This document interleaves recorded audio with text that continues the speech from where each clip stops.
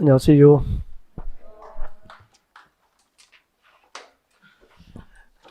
자, 오늘 도시 및 주거환경 정비법 진도 준비하시면 되고요. 여러분 교재는 201페이지입니다. 201페이지 정비 기본교육부터 진도를 준비하시면 되죠. 지난주 숙제가 정비법은 어렵기 때문에 이론 강의를 간단하게 좀 강의를 듣고 오시든지 아니면 기본서라도 한번 읽고 오셨으면 좋겠습니다. 라고 예습을 부탁드렸고 표정들 보니까 뭐 숙제를 좀 하신 것 같아요. 자, 201페이지 펼쳐 두고 앞을 잠깐 볼까요? 자, 지난주에 그 용어 정의는 대부분 이제 다 우리가 문제를 다 풀어뒀죠. 오늘 정비사업의 절차에 따라서 관련 문제들 풀어가게 될 겁니다. 정비사업은 이렇게 진행되죠. 대도시 지역에서의 정비사업을 체계적으로 시행하기 위해서 제일 먼저 정비 기본계획이 수립이 됩니다. 자, 이 기본계획에 의해서 우리 서울과 같은 대도시에서 앞으로 10년 내에 재개발, 재건축 등 정비 사업이 필요한 지역에 대해서 정비구역입니까? 예정구역입니까? 예정구역, 정비 예정구역을 지정합니다. 이것이 모든 정비 사업의 첫걸음이다 라고 했을 거예요. 그래서 정비법상 정비사업 절차는 기본계획에 의해서 정비 예정구역 지정이 정비 사업의 첫걸음이다 라고 볼 수 있죠. 그러면은 자, 이렇게 예정구역별 이렇게 10년 내에 정비사업이 필요한 지역에 대해서 정비 예정구역을 지정하면서 그 예정구역별 정비계획 수립, 정비계획을 언제 수립할 것인지 계획을 합니다. 자, 이 정비 예정구역은 2019년 9월에 정비계획을 입안하겠다 이런 식이죠. 자, 이렇게 10년 내에 정비사업이 필요한 지역을 예정구역을 지정하고 예정구역별 정비계획 수립 시기가 포함된 단계별 사업추진계획 순수를 정해서 10년 내에 재개발, 재건축을 이제 단계적으로 시행하기 위한 계획이 정비기본계획이다. 그렇게 했을 겁니다. 자, 이렇게 기본계획에서 정한 예정구역별 정비계획 수립 시기에 도래하면은 그게 맞도록 구청장 등이 무엇을 입안합니까? 정비계획을 입안을 했고 이것을 첨부해서 정비구역을 신청하게 됩니다. 자, 정비구역 지정이 신청되면 지정권자는 지방도시구역위원회 심의를 거쳐서 정비구역 지정을 고시하게 되고요. 정비구역 지정이 고시되면 그 다음 절차가 뭐죠? 정비사업의 시행자, 정비사업 시행자 결정을 해야 되는데 정비사업 시행에 주거환경 개선 사업과 재개발 사업, 재건축 사업 중에서 가장 많이 있을 사업이 재건축하고 재개발이고 그 사업 시행자가 10중 8가 누구죠? 조합이기 때문에 정비구역 지정이 고시되면 조합을 설립하기 위해서 조합 설립 추진위원회가 구성이 돼요. 그 설립 추진위원회가 이제 조합 설립을 하기 위해서는 인가 신청할 때 그 일정한 동의 요건을 갖추는 거 알고 있죠. 재개발 사업의 경우에는 조합 설립 인가 신청할 때 사업 대상 정비구역 안에 토지 등 소유자 얼마죠? 4분의 3 토지 면적 2분의 1 이상에 해당하는 토지 소유자로부터 동의를 받습니다. 이렇게 해서 동의 요건을 갖춰서 조합 설립에 인가를 받게 되죠. 자, 추진위원회 구성하고 조합 설립 인가를 받고 인가 받고 나면 며칠 내에 등기합니까? 30일 내에 이제 주된 사무소 소지지 관할 부분에 설립 등기를 마침으로써 정비사업조합이 법적으로 성립하게 되죠. 자, 이 조합은 정비사업 시행자로서 정비사업 시행자가 되는 거고요. 그 정비사업 시행자로서 사업을 실시하기 위해서 세부적인 사업계획을 준비합니다. 우리 지난주에 도시개발 사업 절차에서 시행자 작성하는 세부적인 사업계획은 실시계획이죠. 국토계획법상 도시건계획시설 사업 절차에서도 실시계획, 정비법에서는 이름이 바뀝니다. 무엇이죠? 그렇죠. 재개발 사업과 재건축 사업 시행계획이라고 그러죠. 무슨 아파트 재건축 사업 시행계획, 무슨 동 재개발 사업 시행계획 그런 뜻이잖아. 자, 이렇게 사업 시행계획을 조합이 작성하면서 그 작성된 사업 시행계획대로 사업을 해도 좋은지 시장구수 등으로부터 인가를 받습니다. 인가가 고시되면은 사업 시행 인가가 딱 고시됐죠. 사업시행 인가 고시가 있은 날로부터 며칠 내에 분양 공고하죠? 120일. 정비사업절차에서는 사업시행 인가 고시되면 사업시행 인가 고시로부터 120일 내에 토지 등 소유자에게 조합원 부담금 내기라든지 분양 신청 기간 등이 통지되고 일간신문을 통해서 분양 공고를 하게 되는 거죠. 120일 내에 분양 공고를 보고 이제 분양 신청 기간 내에 분양 신청을 희망하는 자들이 분양을 신청하게 됩니다. 아파트 분양 신청을 하게 되죠. 우리 지난주에 환지 방식으로 도시개발 사업이 끝나면 환지 처분하게 되고, 그때 환지 처분할 내용을 미리 정한 계획이 무슨 계획이죠? 환지 계획이라면은 우리 재개발 재건축 할 때는 분양 신청된 현황을 기초로 해서 분양 처분 계획을 작성하게 됩니다. 그 분양 처분할 사항을 미리 정하는 계획이 무슨 계획이죠? 관리 처분 계획이다. 그렇게 배웠죠. 관리 처분 계획 작성하고 이제 인가가 고시되면은 그 다음 절차가 무엇이었을까요? 정비법상 정비사업질 재성, 관리 처분 계획 인가 고시가 있으면 그 다음에 이제 공사 시행에 들어가게 되죠. 그러면은 공사 시행에 들어가니까 관리 처분 계획 인가 고시 이후에는 이제 정비구역 안에 종전 토지나 건축물에 대한 소유권자, 지상권자, 전세권자 등의 사용수익이 허용됩니까? 정지됩니까? 종전 토지나 건물에 대한 사용수익이 정지되고 지상권, 전세권, 임차권 계약 해지하고 전세권, 임차권 계약 해지하면은 그로 인한 이제 보증금, 금전 반환 청구하고 보증금이 조합으로부터 지급되면은 이주하게 되는 거죠. 기존 건축을 철거하고 새 아파트 짓는 공사에 들어가는 거죠. 이렇게 되는 거예요. 절차가 쭉 이렇게 진행되는데, 첫 시간에 우리가 풀어볼 첫 번째 테마가 이제 기본계획이 되죠. 네, 기본계획 우리가 이렇게 공부했잖아. 서울과 같은 대도시 지역에서 정비 사업을 체계적으로 시행하기 위해서 몇 년 단위로 수립합니까? 10년 단위로 정비 기본계획 수립되고 몇 년마다? 5년마다 타당성 검토 과정을 통해서 기본계획 수립이 됩니다. 라고 했고요.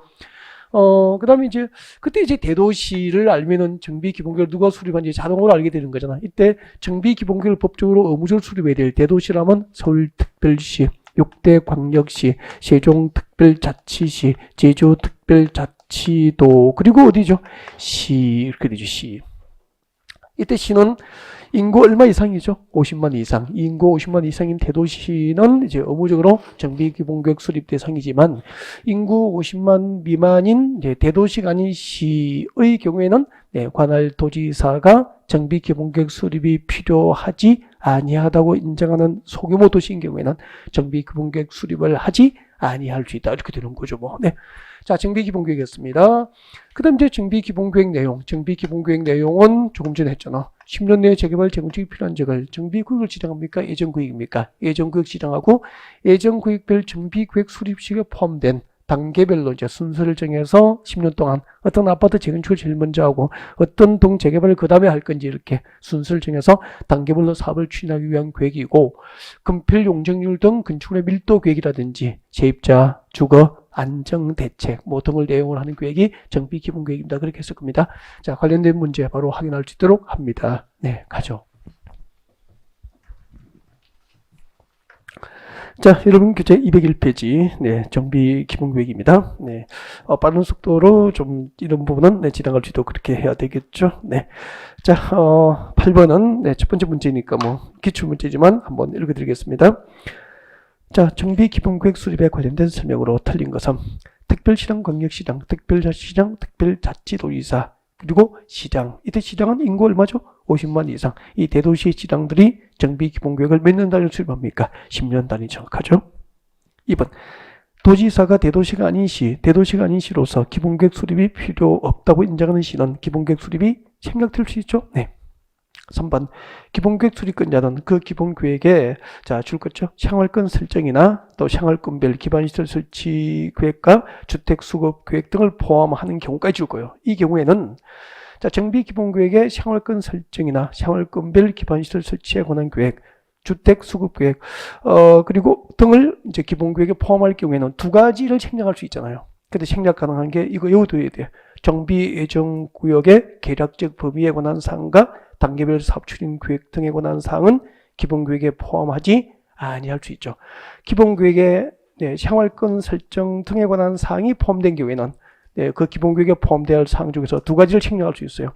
예정구역의 계략적 범위나 그리고 단계별 사업 추진 계획에 관한 사항은 기본계획에 포함하지 아니할 수 있다는 거 살짝 좀 빌표를 해뒀으면 좋겠고, 단독 출제가 된 적도 있어요, 이게. 네. 그래서 지문의 소개를 꼭 제가 읽어드린 거고요. 그 다음에 4번 내려옵니다. 기본계획 작성 기준. 여러분, 기준은 공식적으로 누가 정하죠? 국장. 그래서 기본계획 작성 기준과 작성 방법은 시장 구수 등이 정하여 고시한다. 틀렸고요. 누가 정하죠? 국장 그렇게 되죠. 여러분, 거기 나왔는데 우리 정비부에서는 꼭 알고 시작해야 됩니다. 네, 시장 군수 등 정확히 아셔야 되죠. 용어정에 나와 있잖아요. 자, 정비법에서 말하는 시장 군수 등이 누구죠? 정확한 그 멤버를 알고 있어야 됩니다. 누구죠? 그렇죠. 네, 세종특별자치시장 들어가 있고, 특시 또 누구죠? 득도 제주특별자치도지사, 그리고 시장, 군수, 구청장. 그러면은 서울특별시 관할구에서 중앙경 개선 사업, 중앙경 개선 사업은 시장 군수 등이 직접 할 수 있다. 시장 군수 등이 직접 할 수 있다라고 하면은 서울에서 시장 군수 등은 누구를 의미하죠? 관할 구청장을 의미하는 이런 것을 알아야 된다는 거죠. 그러니까 용어정에 이제 법으로 정의되어 있으니까 약속이잖아, 그죠? 이렇게 꼭 알고 있어야 됩니다. 시장 군수 등 하면은 그냥 시장 군수와 기타 등등이 아니고 법률로 규정하고 있죠. 법률로. 여기서 이 법상 시장 군수 등이라 하면 네, 특시, 득도, 시장 군수, 구청장. 그러니까 서울에서 시장 군수 등이 중앙경영 사업을 한다는 것은 관할 구청에서 직접 한다. 이렇게 볼 수 있어야 되는 거예요. 아셨죠? 네, 이런 거. 자, 아무튼 4번이 정답이었고요. 5번 5년마다 타당성 검토해서 기본계획은 수정이 이루어지는 것도 알고 계실 것 같고요. 넘어가겠습니다. 자, 공부문에 보면은 기본계획에 포함되어야 할 주요 내용 암기를 하십시오라고 했던 사항들이 대부분 소개된 것 같고요. 5번이 정답인데 세입자 주거 대책이 아니고 세입자 주거 안정 대책이에요. 세입자 주거 안정 대책이고, 세입자 주거 대책은 어디에 포함됩니까? 정비계획에 포함돼요. 세입자 주거 안정 대책은 기본계획 내용이고, 그리고 세입자 주거 대책은 정비계획에 포함됩니다. 구별을 할 수 있어야 되죠. 10번까지 볼까요? 기본계획 수립과 승인에 관련된 설명으로 틀린 것은 1번 기본계획 수립권자는 기본계획을 수립하거나 변경할 때는 14리 이상, 동그라미 두죠. 14리 이상. 기본계획 수립을 위한 공람기간은 14리 이상이고, 조금 있다가 정비계획 수립 시 공람기간은 30일 이상. 이도 구분해야 돼요. 기본계획은 14일 이상 공람, 정비계획은 30일 이상 공람. 문제표 할 때 살짝 구분해놔야 되죠. 14일 이상 주민에게 공람하여 의견을 듣고 그 제시된 의견이 타당하다고 인정되면 이를 기본계획에 반영하게 됩니다. 2번 기본계획 수립권자는 위 1번에 따른 공람과 함께 지방의회 의견을 들어야 되고, 이 경우 지방의회는 기본계획 수립권자가 기본계획을 통지한 날부터 며칠 내에 의견 제시하죠? 60일. 60일 내에 지방의회에서 의견을 제시해야 되고요. 의견 제시 없이 60일이 지난 경우에는 이의가 없는 것으로 본다. 그렇게 됩니다. 2번이 정답이 됩니다. 네. 그리고 3번 정비 기반 시설 규모를 확대하거나 그 면적을 10% 범위 안에서 축소합니다. 자, 면적 몇 퍼센트 범위에서 축소죠? 10% 범위에서 축소는 큰 변경입니까? 경미합니까? 경미하면 일정한 절차를 거쳐야 됩니까? 생략할 수 있습니까? 생략할 수 있다. 그렇게 연결되겠죠? 네. 그래서 그 면적 10% 범위 안에서 축소하는 경우 주민공람이나 지방의회 의견 청취 절차를 생략할 수 있습니다. 맞게 됩니다. 나머지는 읽지 않겠고요. 자, 오른쪽으로 갑니다. 정비계획 옵니다. 정비계획. 자, 정비계획은 잠깐만 앞을 볼까요? 뭐 아주 간단하게 보고 지나가면 되는 거죠. 여기 보시죠. 자, 서울시 강남구 대치동 엄마아파트 재건축을 하겠다라고 하면은 10년 내에 한다고 한다면은 일단 서울시 정비기본구로 엄마아파트 재건축 동지에 무엇을 지정합니까? 정비예정구역 지정하는 거죠. 하면서 엄마아파트 정비예정구역은 2019년 9월에 정비계획을 입안하겠다, 이렇게 서울시 기본구역 계획이 돼 있어요. 그러면은 그 2019년 9월이 되면은 관할구청 누구죠? 강남구청장이다. 그래서 여기서는 구청장 등이라 그래. 물어볼게요. 이때 구청장 등이 누구죠? 정비법에서 말하는 구청장은 또 법으로 정해둔 거야. 이때 구청장 등은 누굽니까? 자치구의 구청장하고 광역시 군수까지죠. 광역시 군수. 그러니까 광역시 군수는 인천광역시 강화군수, 부산광역시 기장군수 이런 걸 말하는 거라고. 그러면 서울에서는 강남구청장을 말하는 관할구청이죠. 인천광역시 연수구에서는 인천연수구청장, 강화구는 강화군수가 그런 이야기라고. 이렇게 구청장 등이 기본계획에 맞도록 정비계획을 위반하고 이것을 첨부해서 이제 서울시청에다가 정비구역 지정을 신청하는 거죠.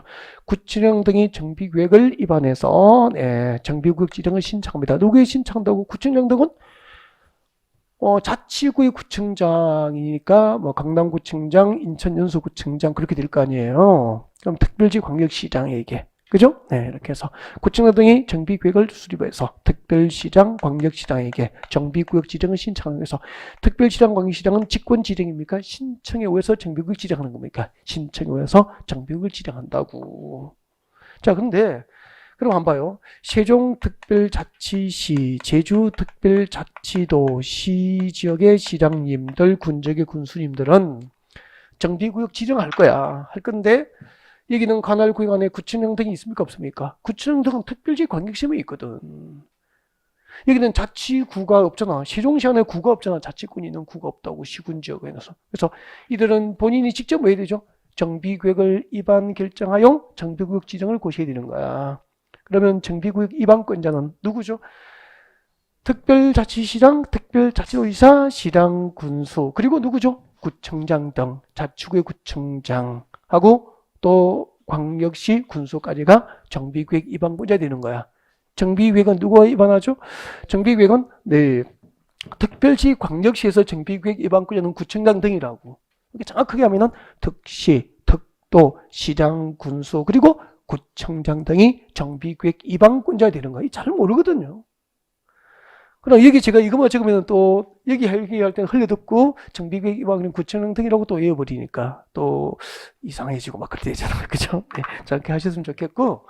아무튼 구청장 등이 정비구역을 위반해서 특별시장, 광역시장에게 정비구역 지정을 신청한다. 그렇게 되고요. 그때 정비구역으로 뭘 정합니까? 그 내용, 정비구역 내용, 정비구역으로 사업의 명칭, 지정될 정비구역과 그 면적, 사업시행 예정 시기, 그리고 세입자 주거 안정 대책입니까? 세입자 주거 대책입니까? 세입자 주거 대책 등을 내용으로 하는 구역이 정비구역이에요. 그 다음에 여기서 이제 또 하나 챙겨드릴게요. 정비구역 위반 제한입니다. 정비구역 위반을 제한할 수 있다는 거죠. 그때 정비구역 위반 제한, 정비구역 위반을 제한할 수 있는 사유, 제한 사유 중에 1번은 꼭 좀 기억했으면 좋겠다라고 이야기하거든요. 한번 봐요. 서울시 정비 기본구역으로 예를 들어서 엄마 아파트 재건축을 10년에 하겠다고 정비 예정구역 지정하면서 2019년 9월에 정비구역 위반을 하겠다고 서울시 기본구역으로 계획되어 있는 거예요. 그럼 만약에 투자자들이 그럼 서울시 정비 기본구역을 믿고 2019년 9월이 되면은 강남구청장이 정비구역 위반해서 서울시청에 정비구역 지정 신청할까라고 믿고 투자를 했단 말이야. 근데 2019년 9월 정비구역 위반 시기가 지났잖아요. 지나도 강남구청에서 정비구역 위반을 하지 않는 거야.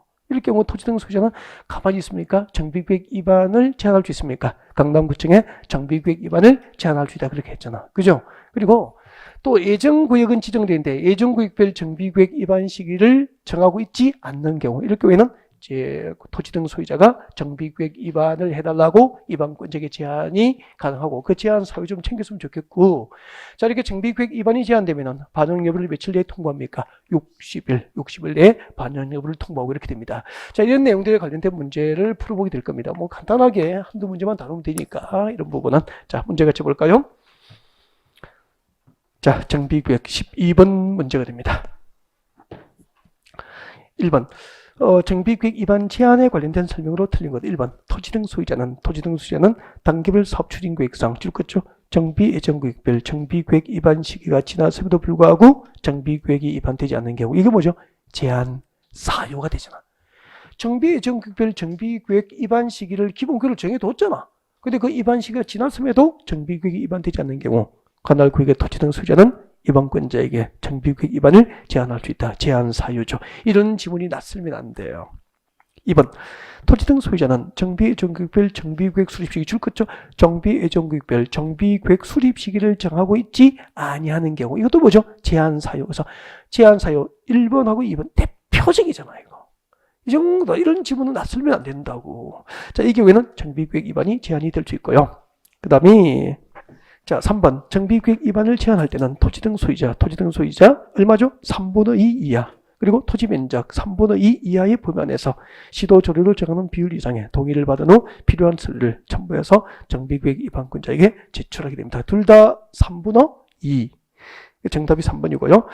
자, 4번 정비구역 위반이 제한되면 제한일로부터 며칠이죠? 60일 이내 줄 거죠. 60일 내에 반응 여부를 제한자에게 통보합니다. 부득이한 사정이 있으면 5번 한 차례 30일 범위 내에서 통보기간 연장할 수 있고요. 네, 넘어갑니다. 자, 그 다음에 이제 14번. 자, 13번부터는 정비구역 지정고시의 어떤 효과, 등등과 관련된 내용들이 이제, 나오게 될 텐데, 그 지금 4번 있죠. 4번은 이제 정비구역 지정 이후에 그 효과로서 이제 우리가 다루어야 할 내용이에요. 다루어야 할 내용인데, 일단 정비계획하고 관련이 되기 때문에 문제 편집을 여기다 해둔 거고, 수업을 들으면 이제 이해가 될 겁니다. 그래서 일단 먼저 잠깐 한번 봐요. 네, 보십시오. 잠깐 듣고, 그 다음에 문제를 같이 보는 방법을 하죠. 자, 일단 정비구역 지정권자는 누군지 알고 있죠, 이제? 관할 자치단체장들이 정비구역 지정합니다. 특별시장, 광역시장, 특별자치시장, 특별자치회사, 시장공사 정비구역 지정할 텐데, 정비구역 지정할 때는 전부 특별시부터 군까지 관할 구역에 있는 도시구역위원회는 중앙입니까 지방입니까? 지방. 그래서 지방도시구역위원회 심의를 거쳐서 정비구역 지정을 고시하게 되고요.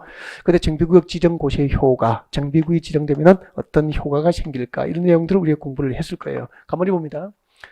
정비구역 지정을 딱 고시했어. 여기다가 재개발, 재건축 등을 목적으로 정비구역으로 지정해서 딱 고시합니다. 고시하면은 우리 도시개발법상 도시개발구역이 지정고시 되면 지정전 농림지역이 뭐로 바뀌었습니까? 도시지역과 지구단위 계획구역 결정고시의 이송서 간주가 됐잖아요. 마찬가지입니다. 정비구역 지정이 고시되면 그 고시 내용 중 국토교육법상 지구단위 계획에 해당하는 사항이 포함된 경우 그 정비구역은 무엇이 됩니까? 지구단위 계획구역 지정이 결정고시 된 것으로 의제가 되어버리고요.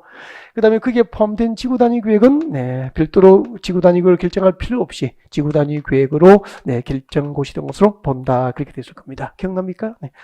앞으로 도시개발법상 도시개발구역과 정비법상 정비구역이 지정고시 된 적은 국토교육법상 지구단위계획구역 지정이 결정고시로 본다. 그렇게 알고 있고요.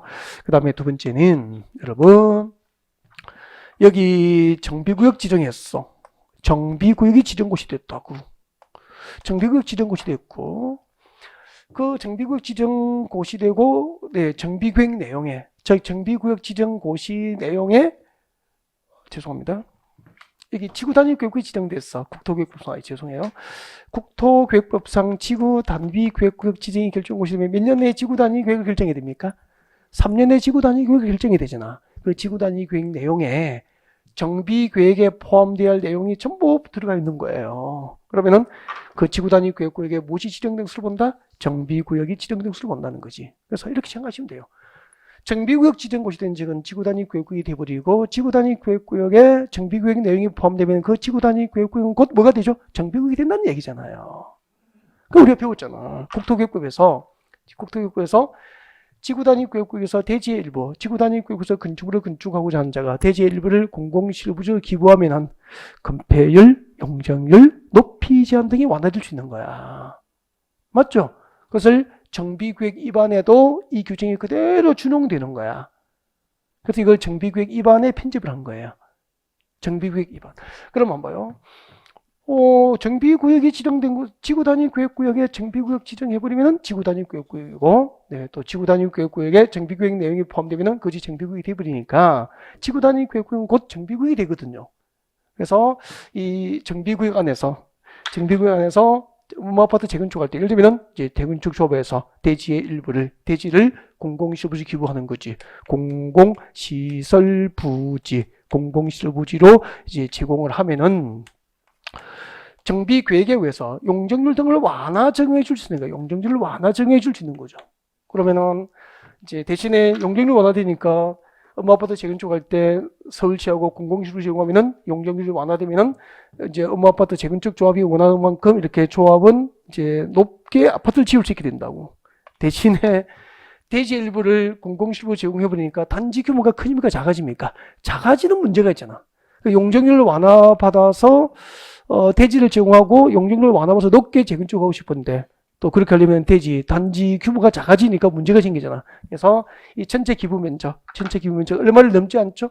2분의 1을 넘지 않는 범위 내에서 이것을 공공시설로 제공하지 않고 뭘로 납부하죠? 현금 납부를 하는 거죠. 전체 기부 면적 2분의 1을 넘지 않은 범위 안에서 현금으로 납부하면 이것을 공공시설부지 제공을 모아서 정비구역으로 용적률을 완화해서 적용할 수 있게 되는 거예요. 기부 면적 얼마를 넘을 수는 없죠. 전체 기부 면적 2분의 1을 넘지 않은 범위 내에서 현금 납부하면은 공공시설 제공을 한 것으로 본다. 기억이 나시죠? 네. 그리고 하려면은 토지 등 소유자 얼마의 동의가 돼야 됩니까? 과반수 동의를 얻어서 기부 면적 2분의 1을 전체 기부 면적 2분의 1을 넘지 않는 범위 안에서 현금 납부하면은 공공시설을 제공한 것으로 본다. 그리고 이제 현금을 납부하려면 이제 현금 납부액을 산정해야 되잖아. 그래서 산정 시기는 사업시행인가 고시가 있으나 기준으로 시장소득이 선정한 감정평가업자들이 이제 평가 가격으로 납부하게 되면 세부적으로 들어갈 필요는 없어. 전체 기부 면적에 얼마를 넘지 않죠? 2분의 1을 넘지 않는 범위에서 토지 등 소유자 얼마의 동의를 얻어서 과반수의 동의를 얻어서 현금 납부하면 공공시설부지 제공으로 모아서 용적률 완화를 정비구역으로 하여 줄 수 있다는 것만 알고 계시면 된다고.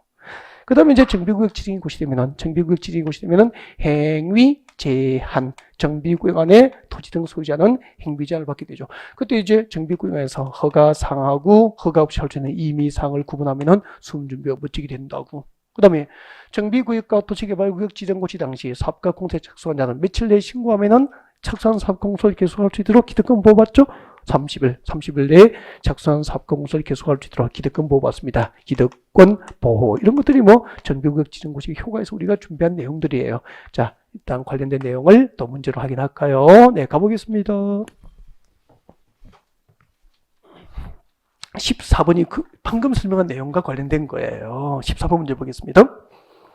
정비사업 시행자가 정비구역에 있는 대지가액 일부에 해당하는 금액을 현금으로 납부하면 공공시설 부지로 제공한 것으로 보아서 지구단위 계획구역의 용적률 등 완화 규정을 정비구역에 그대로 준용하게 됩니다. 이 경우 용적률 완화를 위한 현금 납부 방법 등에 관련된 설명으로 틀린 것은 사업 시행자는 현금을 납부할 때는 토지 등 소유자 전원 동의를 받아야 한다. 얼마의 동의가 필요합니까? 과반수. 2번 현금 납부할 때 토지 기부 면적은 인출권 없고 기억하셔야 됩니다. 전체 기부 면적이 얼마를 넘을 수 없다? 2분의 1을 넘을 수 없다. 그래서 1번, 2번 정도를 핵심으로 기억해 주면 돼요. 여러분 시험에서는. 그 밑에는 뭐 참고로 보시면 됩니다. 너무 신경을 안 써도 되죠. 자, 3번 보겠습니다. 현금 납부액은 시장구수 등이 지정한 둘 이상의 감정평가업자가 해당 기부 토지에 대해서 평가 금액을 산술평가에서 정하게 되고요.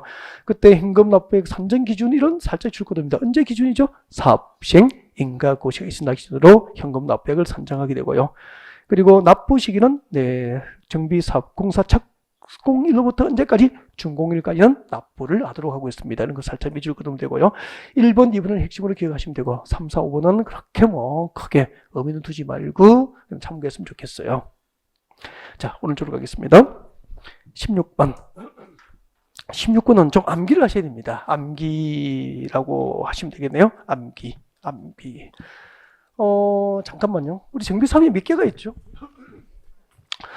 제일 위에 주거, 환경, 개선 사업. 일단은 부자동네입니까? 달동네였습니까? 달동네. 그죠? 네. 그래서 저소득층 집단 거주 지역층들을 우리가 기억하고 있죠. 그리고 이제 작년에 단독주택, 다세대주택이 밀집된 지역도 얘기 들어오면서 단독주택, 다세대주택 밀집지역은 과거에는 재개발 대상, 철거 방식으로 하다가 이제 주거환경 개선 사업 구역으로 지정되면은 그 지역은 철거됩니까? 보존됩니까? 보존하는 방식으로 간다. 이제 그렇게 했을 거예요. 두 가지가 개념이 정의됐고요. 그 다음에 이제 주로 정비 기반 시설이 열악하지만 이제 열악하고 그리고 이제 노후 불량으로 판정된 건물이 밀집된 서민층 거주지역을 대상으로 재개발이 있었고요. 그리고 정비 기반 시설이 양호하고 그리고 노후 불량으로 판정된 공동주택 밀집 지역 아파트 단지를 주로 재건축 그렇게 됐지 않아요? 네, 그러면은 저소득층 집단 거주지역, 서민층 거주지역, 그리고 여기는 중산층 거주지역이 얼추 그렇다는 얘기 절대적인 건 아니고 대충 그렇게 되거든요. 그러면은 여기다가 재개발하고 이제 재건축을 할 때 말이야. 무주택 서민들의 내 집 마련 입주 기회를 많이 주려고 이제 국민주택 규모는 주거전용 면적 85제곱미터 이하잖아. 국민주택 규모의 주택 의무 건설 비율을 이제 정비 사업을 할 때 적용하도록 규정을 하고 있는 거예요. 그럼 우리가 상식으로 생각하더라도 국민주택 규모 이하의 소규모 주택 건설 비율은 저소득층 거주지역에 좀 비율이 높아야 되고 내려가면서 낮은 범위에서 이제 각 지역별로 조례로 정할 수 있도록 그렇게 하면 되겠죠. 그래서 이렇게 낮아진다고. 예를 들면은 주관경계에서는 달동네니까 국민주택 규모 이하인 주택, 소규모 아파트 건설 비율이 다소 높아야 되거든.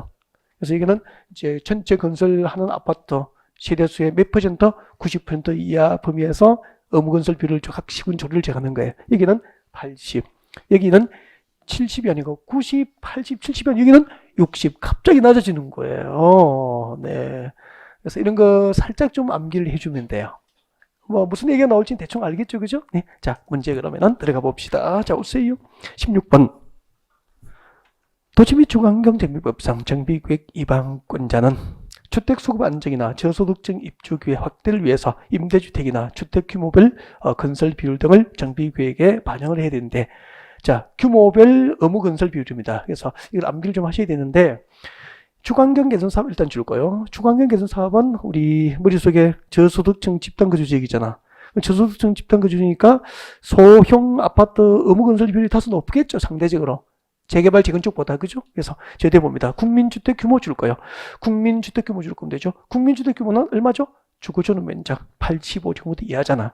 그래서 국민주택 규모의 주택 의무 건설 비율은 전체 시대수의 얼마죠? 100구는 90일 거면 되죠. 90% 이하 범위에서 정비계획으로 정하라는 거예요. 각 시군별로. 그러면은 주거환경 개선 사업에서 국민주택 규모의 의무 건설 비율은 90% 이하 그렇게 오시라고. 그 다음에 내려와요. 3번 내려옵니다. 재개발 사업의 경우 줄 거죠. 재개발 사업의 경우에는 이제 저소득층 집단 거주 주거환경 개선 사업 지역보다는 열악한 정도 조금 나은 곳이거든. 그래서 여기는 국민주택 규모 줄 거예요. 국민주택 규모의 의무 건설 비율이 저 뒤에 봅니다. 100분의 80 이하, 80% 이하구나. 그렇게 하시면 되죠. 그 다음에 5번 내려옵니다. 재건축 사업의 경우 줄 거.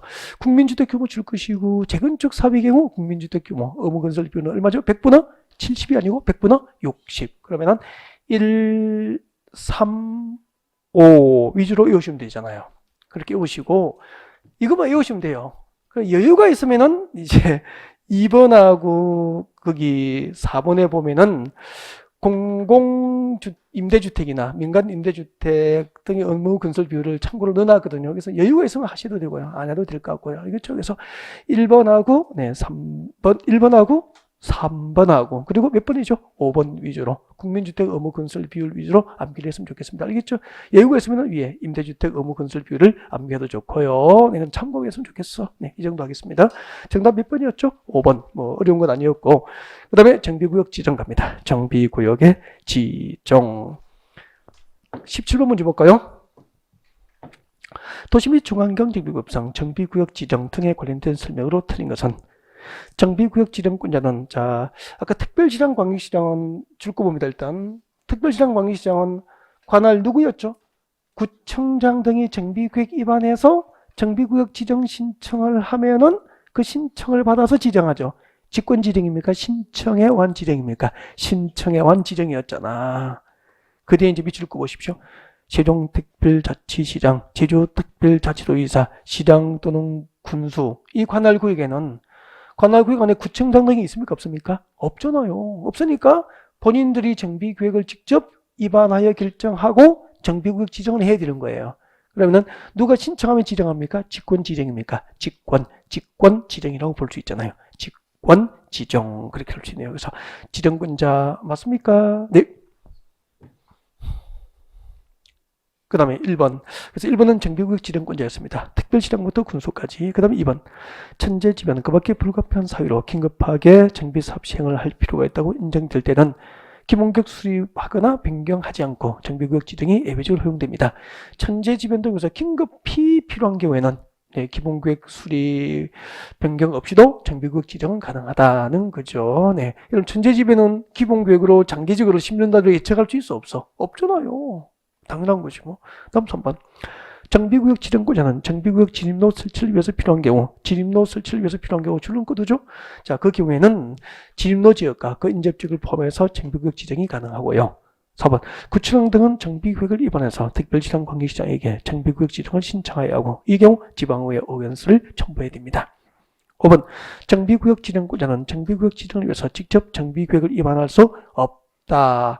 특별시장, 광역시장은 직접 정비계획을 위반합니까? 구청장 등이 위반합니까? 구청장 등의 위반에 의해서 신청을 받지만 나머지 특시, 특도, 시장, 군수는 본인이 직접 뭐 해야 되죠? 정비구역을 위반하여 결정하고 정비구역을 지정해서 고시하게 되는 겁니다. 아셨죠? 네.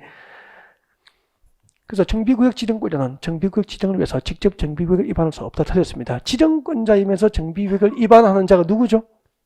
특시, 특도, 시장, 군수 그렇게 되죠. 이런 부분이 좀 어려워요. 혼자 하면은 티죽박죽 돼버리죠. 잘못하면은. 아까 설명이 다 된 거죠. 네, 그 다음에 정비구역 지정고시의 효과입니다. 정비구역 지정고시의 효과 쭉 읽어드립니다. 1번 정비구역 지정이 고시된 경우 당해 정비구역과 정비계획 중 국토교육법상 지구단위 계획 내용에 해당하는 사항에 대해서는 지구단위 계획과 지구단위 계획으로 결정 고시를 본다. 맞습니까? 제일 끝에만 실고 놓으면 되지 뭐. 정비구역 지정이 고시되면 지구단위 계획 구역 및 지구단위 계획으로 결정 고시로 본다. 뭐 많이 연습한 거고. 2번 국토교육법상 지구단위 계획구에 대해서 정비계획 내용에 모두 포함된 지구단위 계획을 결정 고시해버리면 해당 지구단위 계획구역은 출끝쪽 끝까지 지구단위 계획은 무엇이 되죠? 정비구역이 지정 것으로 본다.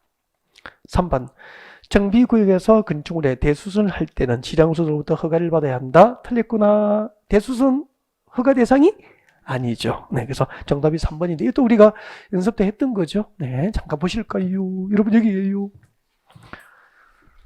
여러분 재개발 재건축을 목적으로 정비구역 지정이 딱 고시됐어. 이 동네에 재개발 재건축하겠다고 정비구역 지정이 딱 고시되면 해당 지역의 토지 소유자는 내 땅이지만 일정한 개발 행위를 허가 없이 할 수 없도록 뭘 받게 됩니까? 행위자를 받게 되는 거죠. 근데 모든 개발에는 허가 받지는 않죠. 임의사항도 있고요. 그때 허가 대상하고 임의 대상, 임의사항 허가 없이 할 수 있는 것을 구분해 시험 치거든요. 그때 허가 대상 저희들 이렇게 웃습니다. 도시개발구역과 정비구역에서 해당 지역의 토지 소유자가 행위 허가를 받아야 할 대상 건공, 토, 물죽, 축이 뭐죠? 중목의 벌채, 식재 네, 등은 개발이 허가 대상이 됩니다. 그때 건이 건축물의 건축등이었죠. 건축등. 건축물의 건축등. 그때 건축물의 건축등 하면은 건축법에 따라서 건축물을 건축하거나 그리고 용도 변경하는 거죠. 용도 변경.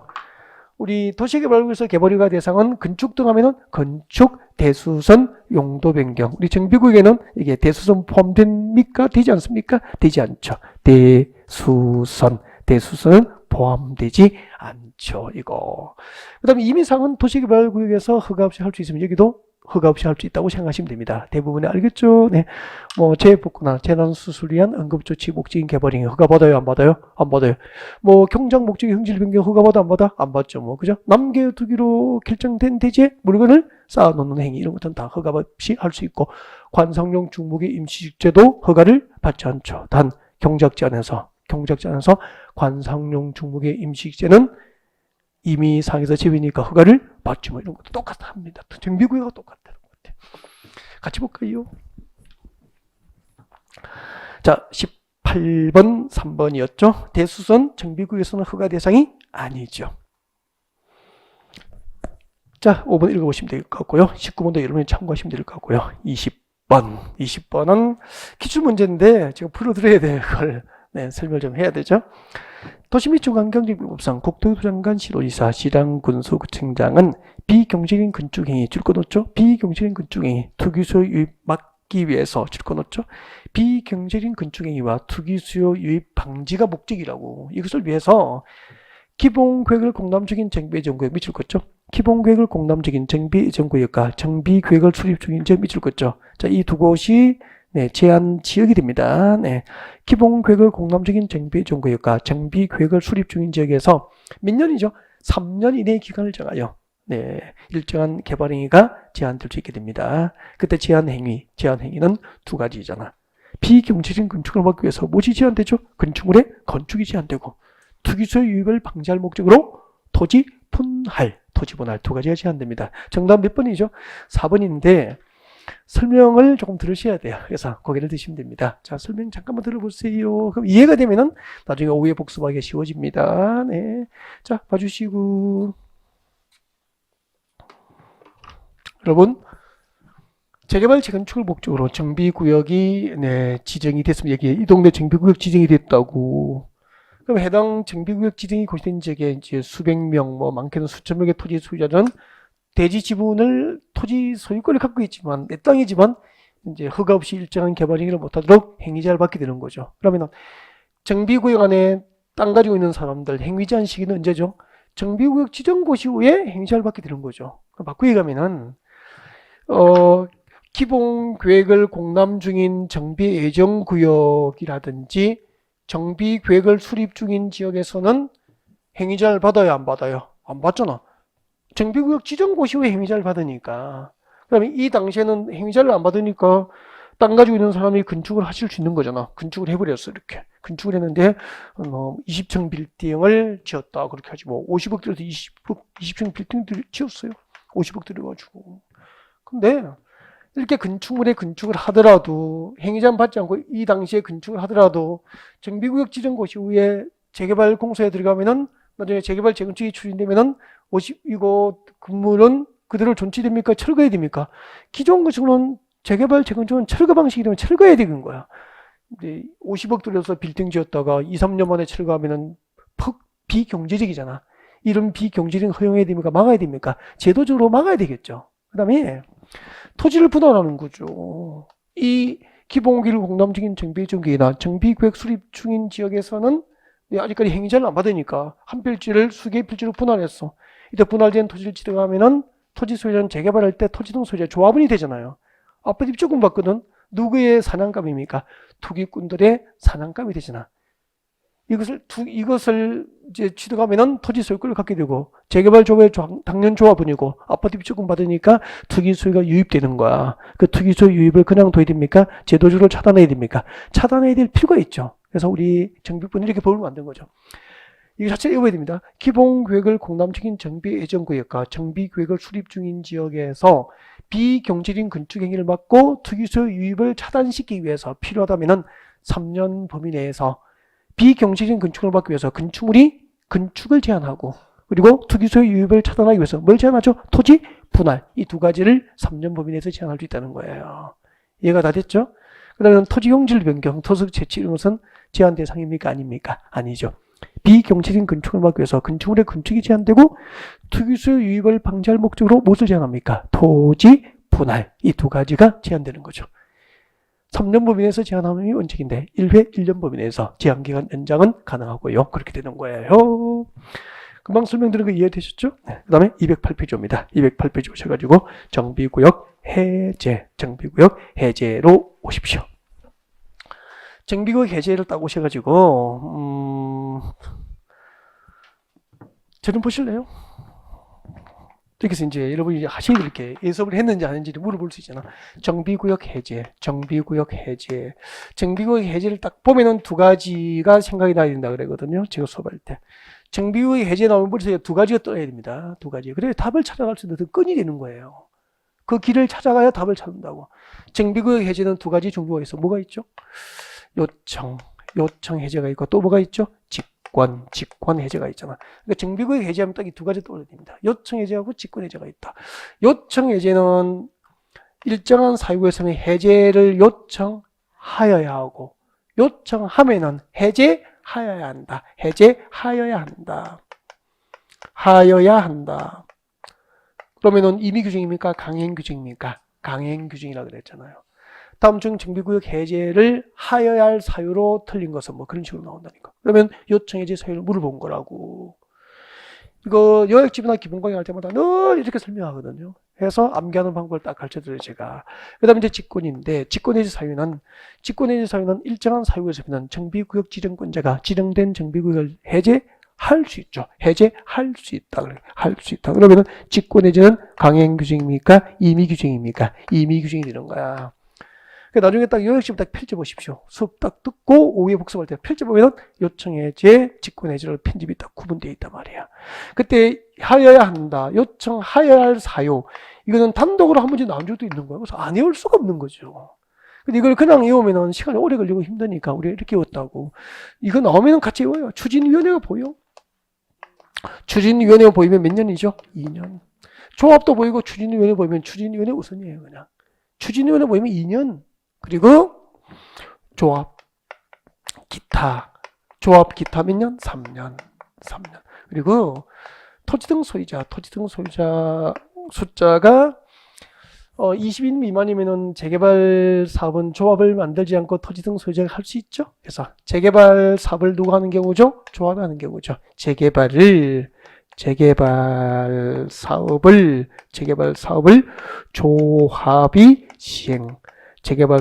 조합이 시행하는 경우죠. 재개발 사업을 조합이 시행하는 경우죠. 재개발 사업을 조합이 시행하는 경우에는 몇 년이죠? 5년. 그럼 봐봐요. 재개발 사업을 조합이 하는 경우가 아니야. 재개발 사업을 조합이 하는 경우가 아니고 추진위원회도 안 보이는 거야. 그럼 뭐죠? 뭐 기타 등등으로 보면 기타 등등하고 조합을 하는 경우라고. 이때는 몇 년이죠? 3년. 추진위원회 보이면 2년. 조합 기타 등등 3년. 나머지 재개발 사업을 조합이 시행하는 경우에는 5년. 이게 요청해제 사유라고. 그 다음에 직권해제 사유, 정비구역 지정권자는 일정한 다음에 사유가 있으면 그 정비구역 지정을 해제해야 한다. 그렇게 되거든요. 그죠? 할 수 있다. 그렇게 되거든요. 직권해제 사유, 해야 한다. 그랬죠. 틀린 거예요. 할 수 있다. 자, 지정권자가 정비구역 해제를 할 수 있는 경우. 예를 들면은 토지 등 소유자 과도한 부담. 여러분 아파트 재건축할 때 지금 아파트 가격이 시가가 한 19억 정도 나가는 거야. 나가는데 조합원 분담금이 6억이래. 사업성이 있어 보입니까? 없어 보입니까? 없어 보이잖아. 요즘에 주택 분양가 상한제하고 하면은 재건축 아파트 일반 분양이 되겠어요? 잘 안 될 거 아니에요. 그래서 지금 분양가 상한제를 무서워하는 거예요. 재건축 시장 초토화거든. 제가 볼 때는요, 앞으로 아파트 시대는 끝난 거거든요. 서울을 제외하면은, 수도권 유망 곳과 서울을 제외하면 아파트는 투자 대상은 아닌 것 같아요. 맞죠? 이제 그게 상당한 오랜 기간이 진짜 국지적으로 좋은 곳 아니라면은 이제 아파트가 재산을 불리는 수단이 되는 시대는 서서히 이제 수도권 제외, 서울은 제외예요. 서울은. 그래도 서울도 다는 아니잖아요, 그죠? 우리 알고 있죠. 네.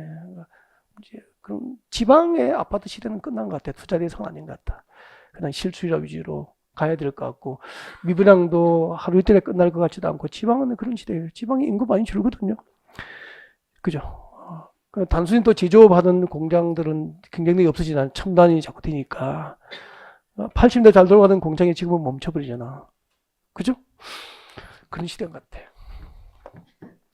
그 다음에 자원의 과도한 부담이 예상되거나 이렇게 몇 가지 생각나는 거 도저히 추진상으로 보아서 목적 달성이 어려운 거죠. 여러분 재개발 재건축 중에 조합이 소송 중이에요. 그것도 소송이 이렇게 붙고 저렇게 붙고 그거 되겠어요? 목적 달성이 어렵거나 이렇게 하는 거 아닌가? 그리고 토지 등 소유자 100분의 30 이상 동의로 해제 요청하는 경우잖아. 해제 요청. 이런 거 조심해야 됩니다. 이때는 추진위원회 구성이 됐습니까? 안 됐습니까? 안 됐을 텐데, 여러분, 4월 말에 이제 하나가 신설된 게 있어, 2개가. 그래서, 이제 여러분 지금 이거 그때 문제집을 이미 원고 집필이 끝났기 때문에 반영이 안 된 게 있다고. 그래서 모의고사에 제가 한번 올려드린 적이 있어요. 앞번 모의고사인가 정비구역 해제할 수 있는 경우에서 일단 개정법을 소개를 했고요. 해드린 것 같고 나중에 하나 적으면은 추진위원회가 구성됐어. 조합이 설립됐거나 추진위원회가 구성된 경우에는 토지 등 소유자 100분의 30이 아니고 과반수 동의로 요청하는 경우에 이때는 추진위원회가 구성이 된 경우예요. 알겠죠? 추진위원회가 구성된 경우에는 100분의 30입니까? 과반수 동의입니까? 과반수 동의로 요청하는 경우일 경우에는 정비구역 지정을 해제할 수도 있어서 나중에 오후에 복습할 때 직권 해제하고 요청 해제를 구분해서 이렇게 이 정도는 복습을 하셔야 돼요. 알겠죠? 그러면 완벽하게 수험 준비가 되는 거잖아. 자, 문제 같이 볼까요? 21번. 도시 및 주거환경특급상 정비구역 등 해제에 관련된 설명으로 틀린 것. 1번. 구청장 등은 자 재건축 사업에 추진위원회가 보입니다. 일단 추진위원회를 줄 거 놓고요. 손 떼고 추진위원회 구성 생일로부터 2년 동그라미 손 떼고 2년이 된 날까지 조합 설립 인가를 신청하지 않는 경우에는 네 특별시장 관계시장에게 정비구역 해제를 요청하여야 한다. 줄 거죠? 요청하여야 한다. 하여야 한다니까 임의규정입니까? 강행규정입니까? 강행규정. 강행규정이면 직권해제입니까? 요청해제입니까? 요청해제 사유. 요청해제 사유에서는 추진위원회 보면 몇 년이죠? 2년 이렇게 풀라고. 그 다음에 내려오시고 3번 특별자치시장, 특별자치이사, 시장, 군수구청장이 정비구역 등 해제를 요청하거나 해제를 하는 경우에는 30일 이상 동그라미 하시죠. 30일 이상 주민에게 공감해서 그 의견을 드려야 됩니다. 의견을 드려야 한다. 30일 이상 정도. 다음 3번 정비구역 지정권자는 토지 등 수자 100분의 20 이상이 정비구역 해제를 요청하는 경우에는 지방도시군의 지위를 거쳐서 정비구역 지정을 줄 거요. 해제할 수 있다. 할 수 있다로 끝났으니까 요청 해제입니까? 직권 해제입니까? 직권 해제. 직권 해제는 토지 등 소유자 100분의 30 이상의 요청이 있을 때죠. 이때는 추진위원회 구성이 있을 때입니까? 없는 경우입니까? 추진위원회 구성이 없는 경우죠. 네. 그래서 밑에다가 살짝 메모해둡니다. 우리끼리 추진위원회 구성 O입니까? X입니까? X. 추진위원회 구성이 없을 경우라고. 100분의 20이 아니고 얼마죠? 100분의 30. 이런 꼭 외워야 된다고. 그 다음에 4번 정비구역을 해제해서 추진위원회 구성 승인이나 조합 설립 인가 취소된 경우 정비구역 지정권자는 해당 추진위원회나 조합이 사용한 비용 일부를 조례 가져가는 바에 따라서 보조해 줄 수 있고요. 그리고 5번 중요하잖아요.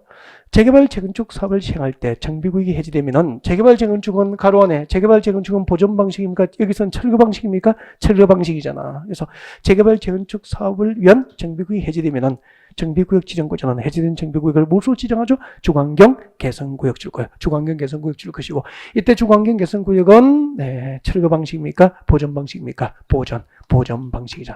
보존 플러스 보존하면서 점진적으로 정비하고 개량할 것을 목적으로 하죠. 여기서 핵심은 보존 방식을 의미하게 되는 거죠. 그래서 앞으로 재개발 재건축 목적의 정비구역 지정이 해제되면은 무엇을 지정합니까? 주관경 개선구역을 지정해서 해당 지역은 철거됩니까? 보존됩니까? 주관경 개선구역 밑에 적으십시오. 보존 플러스 정비 개량. 보존하면서 점진적으로 정비하고 개량하는 방식을 의미하게 됩니다. 네. 꼭 이웃으면 좋겠고 그 밑에 하나 적어요. 하나 적습니다. 그 밑에 적으세요. 6번 6번 없는 거네. 그냥 신설된 거. 토지 등 소유자 적으십시오. 6번에서 적으십시오. 토지 등 소유자 과반수 동의로 요청하는 경우 이게 신설된 거라고 했죠. 토지 등 수자 과반수 동의로 요청하는 경우 정비구역 지정을 해제할 수 있게 됩니다. 알겠죠? 네, 이 신설 규정이에요. 토지 등 소유자 과반수 동의로 요청하는 경우입니다. 토지 등 소유자 과반수 동의로 요청하는 경우에는 네, 뒤에 적으십시오. 이때는 추진위원회 구성 그리고 조합 설립이 된 경우예요. 추진위원회 구성이 됐거나 조합 설립이 된 경우입니다. 여러분 추진위원회 구성됐거나 조합이 설립된 경우에는 토지 등 소유자 100분의 30 이상 요청합니까? 가반수 요청이 있으면 됩니까? 가반수 동의로 요청하는 경우 직권해제 사유가 됩니다. 아셨죠? 네. 이 직권해제 사유 이게 신설된 겁니다. 이게 직권해제 사유니까 토지 등 소유자 과반수 동의로 요청하는 경우 정비구역 지정을 해제하여야 합니까? 할 수 있습니까? 할 수 있다. 직권해제 사유 되는 거죠. 이때는 추진위원회가 구성된 경우입니다. 알겠죠? 네. 추진위원회가 구성되지 아니한 경우에는 토지 등 소유자 100분의 30 이상의 요청이 있어야 되고 추진위원회가 구성되면은 토지 등 소유자 과반수 동의로 요청하면은 직권해제 사유된 겁니다. 아셨죠? 네. 앞으로 이제 그 동행 모의사 등에서 계속 이것은 전달하게 될 겁니다. 네. 걱정하셔도 될 것 같고요. 자, 정비구역 해제였습니다. 22번은 연습하시면 될 것 같고 잠시 쉬었다가 네, 포인트 34 진도 준비합니다.